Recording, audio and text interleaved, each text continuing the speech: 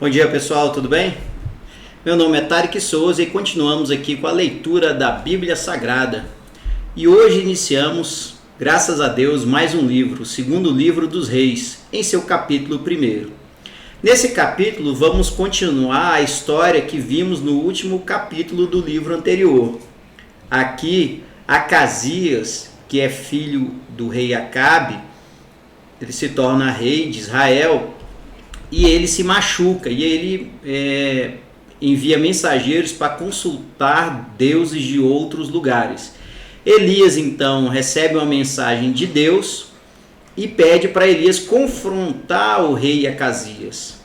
E aí nessa história Acasias manda soldados e oficiais o prenderem. Nesse momento há uma intervenção divina a pedido de Elias. Como será que isso aconteceu? Vamos ver na sequência então.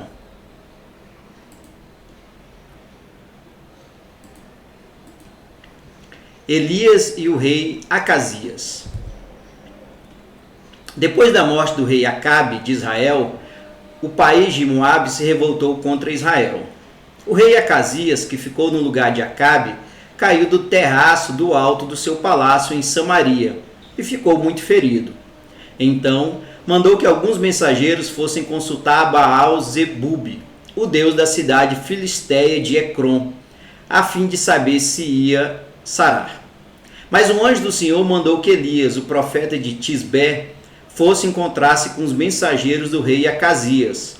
Ele lhes perguntasse assim: por que vocês estão indo consultar Baal-zebub, o deus de Ecrom?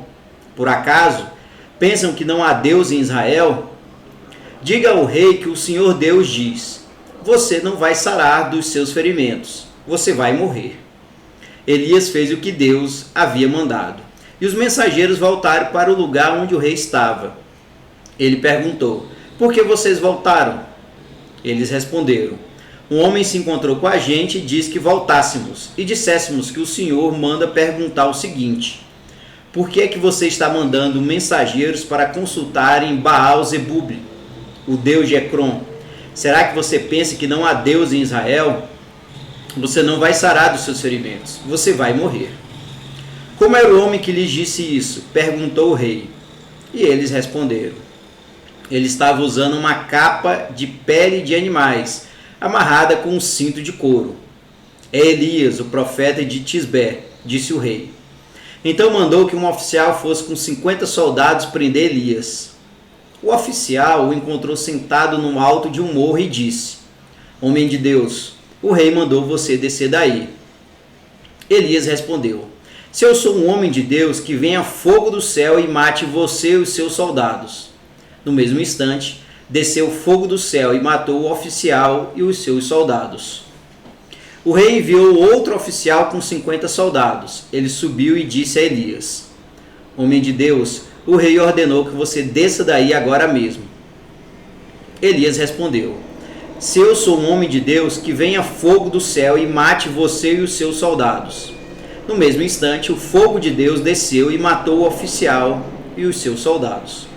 Mais uma vez, o rei mandou um oficial com 50 soldados. Ele subiu o morro, ajoelhou-se em frente de Elias e pediu: homem de Deus, por favor, não acabe com a minha vida nem com a vida destes 50 homens.